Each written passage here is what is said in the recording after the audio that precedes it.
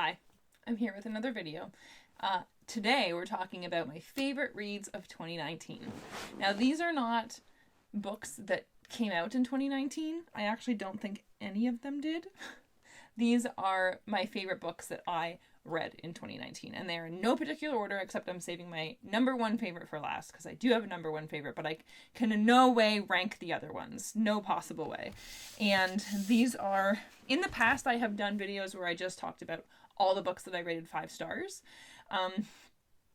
But I'm gonna just do like my favorites, so the best of the 5 stars that I rated, although there is a 4.5 star in here that for some reason I just, even though I didn't give it 5 stars, I do for some reason consider it one of my favorites, which I find strange. Maybe that means I should rate it 5 stars, but I didn't. So anyway, I guess we'll talk about that one first. Maybe that one's like an honorable mention. I don't know. So it's Mistborn by Brandon Sanderson. This is a chunker. It does not look like it. It's almost 700 pages. So there's that. It took me like a whole month to read, and I spent a lot of time reading it. But it was so good. The world was so interesting. I loved the world. I loved the characters. I just got so immersed into it so easily and completely just taken away while I was reading it. I thought it was so interesting. The main characters, I loved them so much. So if you didn't know, Mistborn is about a world in which people exist that have special powers, and they all have different types of powers. There's a bunch of different types of powers, and so everyone who has these powers will possess one of them. But then there are people called Mistborns, which means they can have all of the powers, and they're super, super, super rare.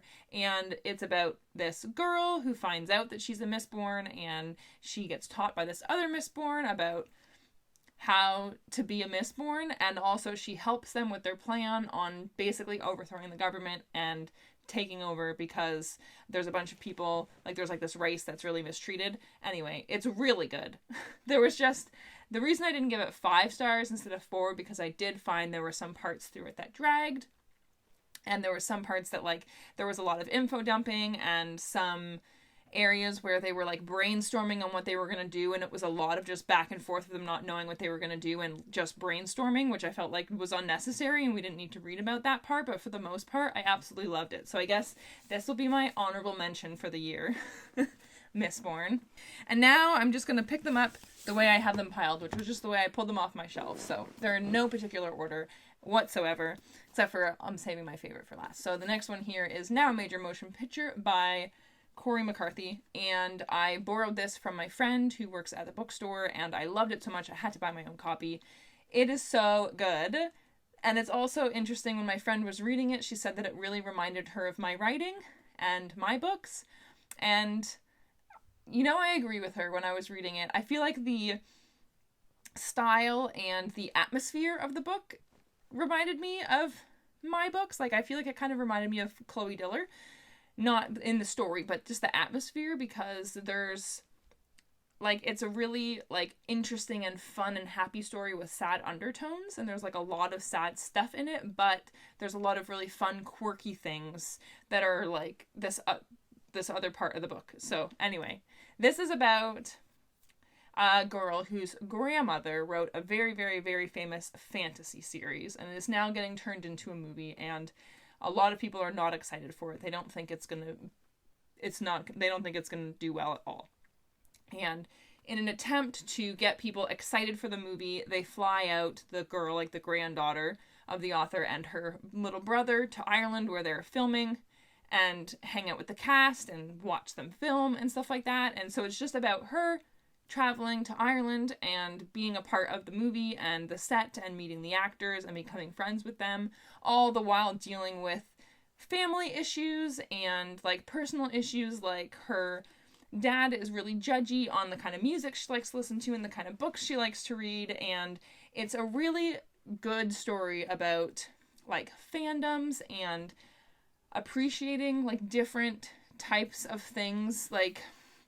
It's hard for me for some reason to put this into words. I really, really connected with the main character, because I feel a lot of, even in the regular world, people judge me because I read a lot of YA, and they don't think that it's considered like real reading or like books that are worth picking up because, oh, it's just for teenagers and it's just fluff and there's nothing good about it. And there's a lot of that kind of stuff about books and about music. It talks a lot about where she finds like escape and release and comfort in things that she feels like she's not allowed to enjoy and stuff like that. And it's really good. And the friendships that she makes with the famous people and everything, it's so good. And there's a lot of different songs mentioned in it. And I actually made a playlist on Spotify from all the songs that are mentioned in the book, which I will link in the description if you want to check it out. But it was super, super, super good. I loved it. All right, the next one here is Sorcery of Thorns by Margaret Rogerson. I loved this book so much. Sorcery of Thorns is about a girl who works in a library, but it's not like your regular kind of library. It houses grimoires. It keeps them locked away from the public so that they can't be accessed and magic can't just like escape. But the grimoires can escape and turn into monsters if you're not careful. And at the beginning, one of the grimoires escapes, turns into a monster, kills some people, and then the main character, Elizabeth, ends up killing the grimoire, but then that's a crime, so they take her away to be on trial. But then all this other stuff happens. It's not about the trial, it's about other things, and there's these really amazing characters, and there's like a demon, and a sorcerer, and there's like a big sinister plan happening, and it's so good. And the two guys in it, the sorcerer and the demon, are amazing. I love them both for very different reasons. And it was very funny, and it was very exciting, and it was very magical, and it just took me away, and I loved it. The next one here is The Prince and the Dressmaker by Jen Wang, and this is a graphic novel. And I love the illustrations and the colors in it. Where's a good, it's so cute. And I loved the facial expressions in it. I thought it was so well done. And anyway, this is about a girl who is a seamstress, and she gets hired to be the prince's seamstress. And he ends up getting her to secretly make dresses for him because he likes to wear dresses and go to parties as a girl. And so that's what it's about. And it's amazing. It's adorable. It's cute. It made me cry. It's like heartwarming and powerful and wonderful, and everyone should read it. Okay, so the next one here is one that I was very hesitant to pick up, but did and loved. Loved? I feel like loved is a strong word for this. I really appreciated it. It was really, really, really well done. And that is Sadie by Courtney Summers. I listened to the audiobook and had to have my own copy. I was really hesitant to pick it up because everyone always warns in their reviews about like pedophilia and sexual assault and stuff like that. So I was really not excited to read about that, and I wasn't sure if I was going to like it, but I was like, well, I'm getting it from my library, it's free, and if it comes to a part where that stuff is happening, I can fast forward, or I can just stop listening to it. It's not a big deal. And it actually doesn't have any of that in it. It only has discussions of it. So you don't actually have to read about any kind of sexual assault or pedophilia stuff happening. You don't have to read about any of it. There's just conversations that take place about it and surrounding it. So if you're okay with that, then definitely check it out. If that's still too much for you, then don't. But for me, I just don't want to have to actually read any scenes where it's happening, which that doesn't happen. So I really appreciated that. I thought they actually dealt with the subject matter really, really, really well. And so anyway, Sadie is about, it's like half podcast, half narration. And the narration is about a girl whose sister was murdered, and she runs away from home to try and find the guy who she thinks murdered her so that she can kill him. And so it goes back and forth between her narration of her leaving home and her search for him, and a podcast that takes place after Sadie's disappearance to try and find this murderer. So it takes place after that, and it's about them basically just investigating the situation and talking about it and trying to find out what happened. And it's so well done. The audiobook is incredible. It is the only audiobook I've been able to actually pay attention to. I think there was only 2 parts where I was listening to it where I realized I had stopped listening, and so I rewound it and got the whole thing. It was so well done. The podcast was incredible. I loved listening to the podcast, and I loved the guy who was doing the podcast. And the whole thing is, it's a full cast. I mean, they're not all the greatest actors, like, but it was amazing. And it really, the ending especially really, really resonated with me. Like, it just made me cry, made me really, really emotional, and I could not stop thinking about it. And I wasn't sure if I was going to give it 5 stars while I was listening to it, because I wasn't in love with it. I was really interested, and I found myself always looking for excuses to press play and keep listening to it. But then the ending, just, I couldn't. It was so, so, so well done. I had to give it 5 stars, so it's on this list. The Light Between Worlds by Laura Weymouth is a very sad and very magical and quiet story about 2 sisters and a brother who are accidentally taken away to a magical world during World War II. And they're there for years, 5 years, I think. And then they come back. And it's, so every other chapter is when they're in the magical world and 5 years after they've come back. So they've been back now the same amount of time that they were in the magical world. And this girl is having a very hard time dealing with being back. And it's just, that's what it's about. It's about her dealing with being back and wanting to go back to the magical world, and how her and her brother and sister deal with it and help her through it. And it's really good. I loved it so much. I loved the pacing and the characters and the writing style and the world. It was just so magical. And it was sad. It was a very sad story, but it was also very magical. I know I used that word a million times, but it was just like quietly magical. The next book here is more of like a comic graphic novel. It's really short, but I had to include it because it just warmed my heart so much. Oh my goodness. It's Strawberries and Honey by Toria McCallum. I got this on Kickstarter last year, and it is the cutest, most adorable little story I've ever, like, oh my goodness. It made me so happy. It was so cute, and it's all in like yellows and pinks. It's so adorable. It is about a girl who works on a strawberry farm and a girl who works on a bee farm. A bee farm, yeah. And they're both at a farmer's market. So the bee girl is selling her honey, and the strawberry girl is selling strawberries. And the honey girl sees the strawberry girl, has this huge crush on her, and it's just about their weekend at the farmer's market trying to get the courage to talk to her. And it is the cutest thing. It just warmed my heart, and I can't believe I haven't read it again yet, but I am going to more than once, and you guys should all get it. I will leave the link in the description where you can buy it. She has it on her Etsy store, and seriously, if you just want a pick-me-up, something cute that you can read quickly, it's this. The next book, which I just got in right under the wire, I actually finished this at a New Year's Eve party, and that's A Curse So Dark and Lonely by Bridget Kemmerer. This took me 2 months to read, not because it wasn't good, obviously, because it's on my favorites of 2019 list, but because I just have, since moving, I just have not been in the headspace for some reason to sit down and read and focus on a book. I don't know why, but every single time that I did, I was in love with it.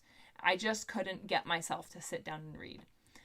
But it was so good. And this is a Beauty and the Beast retelling about a girl in our world, a regular world, who ends up getting kidnapped by this guy to try and break the curse of this beast, but he's not a beast. He doesn't turn into a beast until like the end of the season. So basically the castle, like the kingdom that he's from, the castle grounds stay in a repeating season of autumn, and outside of the castle grounds the rest of the city moves on like normal, and the castle grounds repeat autumn over and over and over again, and he turns into a monster at the end of the season and kills a bunch of people. And so it's about a girl who is kidnapped in a final attempt to break the spell, and everything that happens within that. And it's more than just her. Like, they don't stay on the castle grounds. They're hardly there. They go off and they do a whole bunch of other things, and there's a bunch of stuff with, like, armies and kings and queens and stuff that they have to try and, like, They have to trick people and do all, it's really good.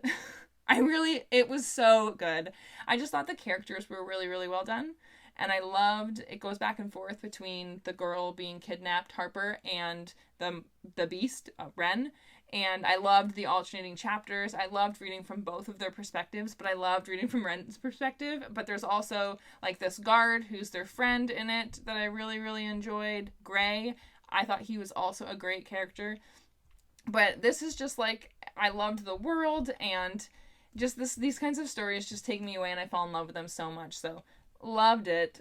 Okay, but now we are going into my number one favorite book of 2019, which is, I don't know, my second favorite book of all time, or it's tied for my first favorite. I don't even know, but it's up there, man. That's an absolutely remarkable thing by Hank Green. I feel like I read this forever ago because I read it like a whole year ago. I'm pretty sure I read it in January. It was like my second read of the year or something last year, I think. This book changed my life. Not even, like, I can't. It's so good. I can't handle it. I cannot handle it. So, an absolutely remarkable thing is about a girl named April May who, randomly coming home from work at 3 o'clock in the morning one morning, sees this random statue that looks like a big robot man that she's never seen before. So she calls up her friend who makes YouTube videos, and they make a video, just a silly video of her interviewing this statue. And they name it Carl in the interview. And they put it up at like 5 in the morning, and when she gets up in the morning at like 11, it's got over 1 million views. Like, it's just ridiculous. Because these statue things have popped up all over the world at the same time, and there's lots of videos about them. But her and her friend's video somehow got the most attention out of all the other videos that were posted. So the book is about two things. It's about finding out, where did these Carls come from, and why did they show up, and what are they doing here, what is happening. Carl's, just so many Carl questions. And also, it is about her becoming famous basically overnight, and her fame continuing to grow, and how she deals with that, how her friends deal with it, the choices that she makes surrounding it, which I thought was so interesting. I think a lot of people did not like April May, especially because of the choices that she made, but I felt like the choices that she made were very human. I'm not saying all the choices that she made were correct or right. They were very human choices. I felt like I felt for her a lot. I really, really liked her as a character. She did some unlikable things, but I felt like she was incredibly real. And I really appreciated that. And so the book, first of all, it's really funny. And I love the way it's written. Like, you can tell Hank Green wrote this. It's very Hank Green. But I loved that about it. It was great. And he had this way of, like, punching you in the gut with in two different ways. Punching you in the gut with just super emotional, hard-hitting topics that are, like, everyday things that a lot of the times people don't think about, but are very real things to people and mean a lot, which I really enjoyed. But there was also, he would end a chapter or just say something casually in a paragraph that makes you be like, what? Like, he would end a chapter that just makes you be like, how is that even, like, what? Okay, the end of chapter 2. And so this is just on page 16, like, no spoilers. Like, this is right at the beginning of the book. On my subway ride home, I sent my phone to Do Not Disturb mode. That night was probably the best night's sleep I had until after I died. What? I can't. This book is so good, and I love Carl. I love all the Carls. I want my own Carl. Carl is everywhere. Also, after I was done reading this book, I pretty much, any excuse for anything or explanation of anything was the Carls, pretty much throughout my life. I have a friend who read it because I was talking about it so much, and anytime something happened related to the book, he'd be like, it's the Carls! And I'm like, I know! Carl is everywhere! You must read it. Please love it. I want this to be everyone's favorite book. I love it so much. I'm so excited for the sequel. I cannot handle it. I just cannot. I can't. This is my number one favorite book of the year and possibly of all time. I wonder what book is going to top it or try to top it this year. I guess we'll find out next year.